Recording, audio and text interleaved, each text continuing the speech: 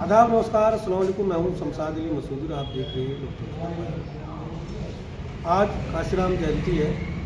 बहुजन समाज के लोग इसको बड़े हर्षोल्लास के साथ मनाते हैं। आज हम बात करेंगे इस मुद्दे पर नरेंद्र सिंह नरेश साहब, जो पश्चिमांचल जोन के अध्यक्ष हैं बहुजन मुक्ति पार्टी से।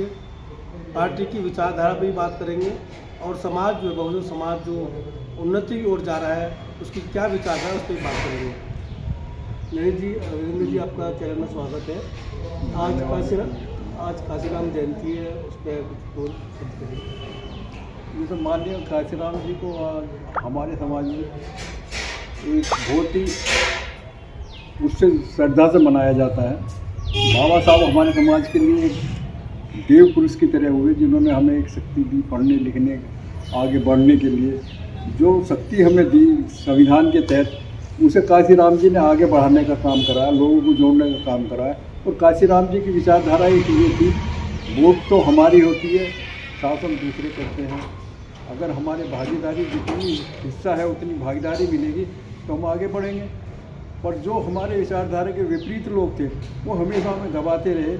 और दुर्भाग्य रहा, काशीराम जी हमें कुछ इतना आगे करने के बाद में और जल्दी ही हमसे दूर चले गए, वो हमारा दुर्भाग्य रहा। अगर वो और कुछ समय हमें दे पाते तो हम वास्तव में केंद्र में जाकर अपनी सत्ता को बना सकते थे। वो चीज़ हमसे छीन ली इन लोगों ने, जो हमें दबाना चाहते हैं और दबा रहे हैं। और आज की सरकार तो सिर्फ यही चाहती है कि हम ऊपर रहें और इन केंद्रित में रहें और ये लोग हमारे नीचे काम करते रहें। हम में से एक आदमी को चुन के ये मुख्यमंत्री बना देते हैं, मिनिस्टर बना देते, और सारे लोग उसके पीछे ही घूमते रहते और आगे भविष्य को देख नहीं पाते।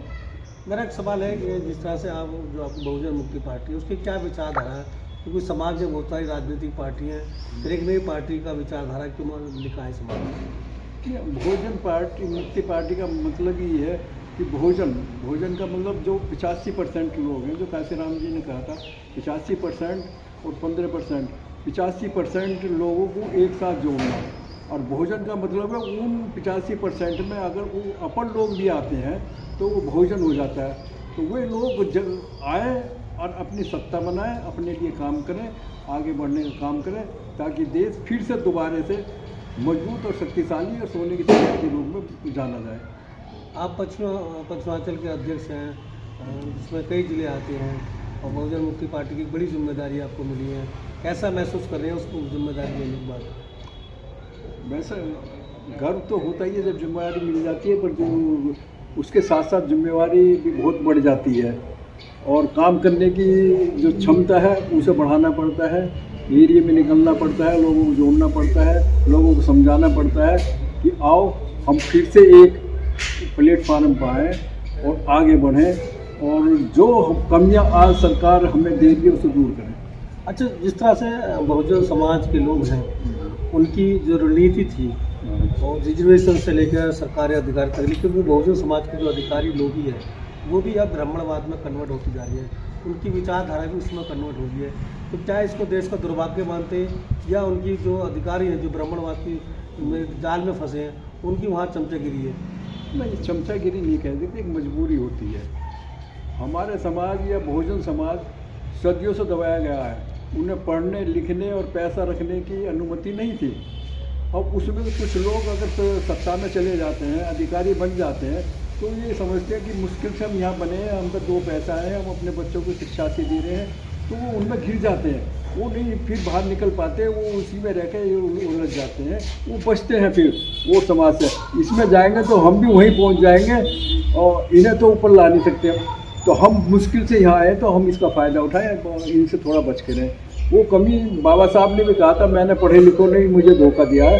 तो आज समाज को जो धोखा मिल रहा है, भोजन समाज को, सुदूर समाज को, वो पढ़े लिखे सत्ता में बैठे हुए मंत्री संतरी अधिकारी ही धोखा दे रहे हैं। वो नीचे के अपने स्तर को ऊपर लाने के लिए, उन्हें एकजुट करने के लिए काम नहीं करते। अच्छा, मुझे सवाल बड़ा चुभता है बार बार कि 27% कोटा है और उसके बावजूद एक बड़ी तादाद है, लेकिन वो 3% 4% जो ब्राह्मणवाद के लोग हैं उनके जाल में फंसे रहते हैं, जबकि वो कभी भी जब भी उनको मौका मिलता है वो आपका अधिकार को खा जाते हैं। ये एक समस्या है। समस्या क्या है कि हमें 3-4 हज़ार साल से अंधविश्वास में धकेला गया है, अंधविश्वास में हमें डुबोया गया है। हमारे दिमाग में, हमारे रगों में देवी देवताओं का जो जहर बो दिया गया है। मेरा सवाल ये था कि जिस तरह से अभी मौका मिला, ब्राह्मण समाज के यूजीसी बिल का विरोध कर दिया, इसके अलावा जो समाज के हित के लिए बिल आते हैं वो जो दूसरे लोग हैं विरोध करते हैं और हमारे लोग उसका समर्थन कर देते हैं, जबकि वो जो उस कुर्सी पर गए वो भी कहीं ना कहीं डॉक्टर भीमराव अम्बेडकर का संविधान है उसके लाभ के अनुसार गए। नहीं, उन लोगों को समझ में नहीं आता। वो जैसे आरएसएस एक गठबंधन है और वो ओबीसी या एसटी एससी का विरुद्ध रहा हमेशा से, लेकिन ओबीसी उसमें 70% लोग और 5-7% एसटी भी उसमें लगे रहते हैं और उसको मजबूत करते हैं। उन्हें यही पता नहीं कि हमें किससे लाभ है, किससे नुकसान है। वो मजबूरी में और काम नहीं है और उन पर रोजगार नहीं है, पैसे नहीं है, मजबूरी में कुछ पैसे, चंद पैसों के खेल में आकर उनका समर्थन करते थे। अब यूजीसी का जैसे आपने करा, ये एक षड्यंत्र था लोगों को इकट्ठा करने के लिए।